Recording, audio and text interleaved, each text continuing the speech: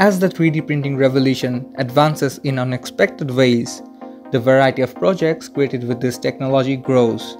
Earlier this month, the world's first 3D printed steel bridge was opened to the public in Amsterdam in the Netherlands. The bridge was inaugurated by Her Majesty Queen Maxima of the Netherlands. The bridge is 12 meters long and weighs 4.9 tons. This 3D printed steel bridge was developed by MX 3D. It was installed over one of the oldest canals in Amsterdam. The bridge doesn't just look eye-catching, it's also built to be smart. It was printed by robotic arms and equipped with an innovative sensor network. Inbuilt sensors will constantly gather data on displacement, vibration, air quality, and temperature. This project kicked off in 2015 and is a significant step forward for 3D printing technology. It seems like a big step in the right direction.